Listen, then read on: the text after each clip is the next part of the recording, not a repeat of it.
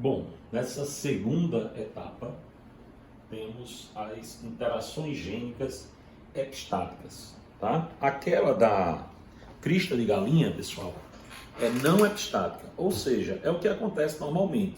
Um alelo não interferir na característica de outro não alelo a ele. Ou seja, aqui, mais uma vez, se eu tenho azão, só interfere na característica de azinho. Bezão, azão interfere na característica de azinho, bezão de bezinho. Ou seja, cada um no seu quadrado, como se diz, certo? Aí, o que é que acontece na interação gênica epistática? Na interação gênica epistática, um alelo interfere além na característica do outro não alelo, também interfere, ou melhor, além dele interferir, o azão interferir em azinho, ele vai interferir em bezão e bezinho. Ou seja, é como se ele fosse um superdominante. Esse superdominante a gente chama de epistático. O gene inibidor é chamado de epistático. E o inibido é chamado de hipostático. Ou seja, vamos supor que tenha azão, azinho, bezão, bezinho. Se tem azão, azinho, bezão, bezinho, gente, apareceu o azão, que ele, nesse caso, que eu estou usando o exemplo, ele sendo epistático, a característica dele inibe a característica de todos os demais, ou seja, inibe a característica de azinho, inibe a característica de bezão e inibe a característica de bezinho, tá? Então isso aí é uma observação a fazer, que a gente vai, depois fazendo as questões, a gente vai tirar essas dúvidas, tá bom?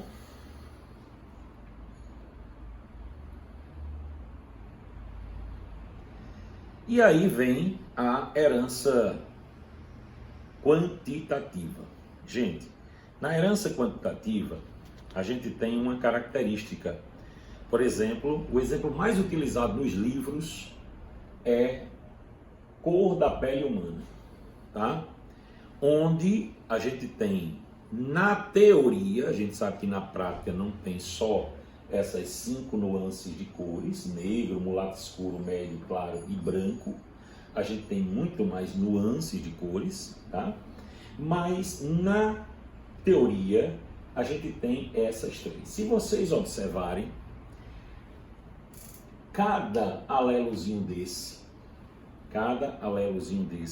com letra maiúscula, ele é chamado de alelo aditivo, certo? Então, alelo com letra maiúscula, ele é chamado de aditivo.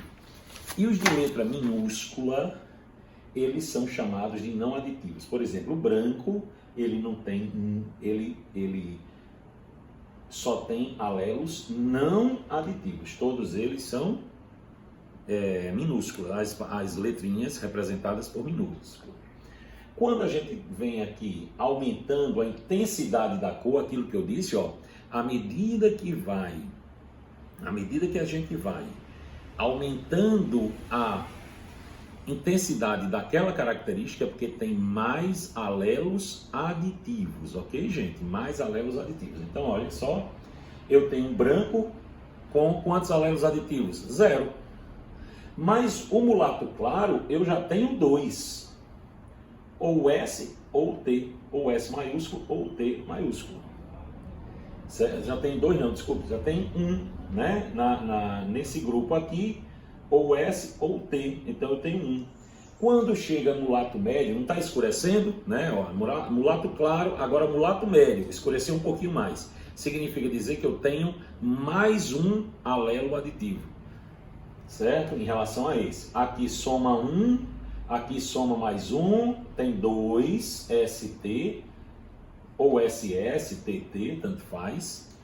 Aí aqui já soma 3, ó, observe, mulato escuro. Observe que à medida que vai aparecendo os alelos aditivos, mais intensa será a característica. E aqui a gente tem o negro, tá? O negro com todos os alelos aditivos. Gente, Tem uma característica também marcante em relação à proporção chamada de proporção fenotípica. As proporções fenotípicas dessa característica, normalmente, isso acontece na prática, tá? Na população, os extremos ocorrem normalmente em menor quantidade e os medianos ocorrem em maior quantidade, certo? Então, por exemplo, vamos pegar aqui em uma sala de aula, se a gente tivesse na sala da terceira série A, da terceira série B ou da terceira série C, e eu dissesse assim, vamos pegar a pessoa mais, no caso com a maior massa, né, entre aspas, mais pesada, e a pessoa mais maneira. Eu com certeza ia ter a honra de dizer que eu era o mais pesado. Mas quantos tem do mesmo peso que eu naquela sala? Eu acho que ninguém. Então, do mesmo jeito, a pessoa mais levezinha que tiver na sala. Então, normalmente, os extremos, muito pesado, muito maneiro, pele muito clara, pele muito escura, muito alto, muito baixo. Todas essas têm uma característica. As características extremas, olha só aqui, ó, o negro representado por essa linha aqui e o branco. Aqui, mulato claro, mulato médio, mulato escuro, negro. Então, os extremos normalmente são em menor quantidade e as estruturas, ou melhor, a característica mediana em maior quantidade, ok? Então, gente, no caso, esse assunto aqui de herança quantitativa também é um assunto de fundamental importância, tá certo? Eu vou passar para vocês algumas questões, tá certo? Essa aula vocês vão ter como base, tá? E aí eu vou passar para vocês uma lista falando sobre o que?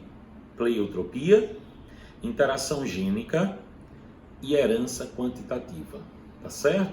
Então, o que foi como a gente estava planejado, eu até tinha mandado para vocês no grupo, ok, pessoal? Eu espero que tenha sido muito proveitoso para vocês essa aula, e à medida que, se essa medida de quarentena continuar, a gente, quando for na próxima semana, aí eu já vou divulgar o assunto como se tivesse em sala de aula, beleza? E mais uma vez eu peço a vocês, não fiquem com dúvida, não pensem que esse momento é de folga, tá certo? Esse momento é de você, até um ponto para você trabalhar em casa, tá certo? Fazer seu home office, tá certo? Botar a matéria em dia e ao mesmo tempo intensificar seus estudos. Lembrem-se que vocês não vão ficar se cansando indo para a escola. Então vai usar o tempo da escola para quê? Para intensificar os estudos.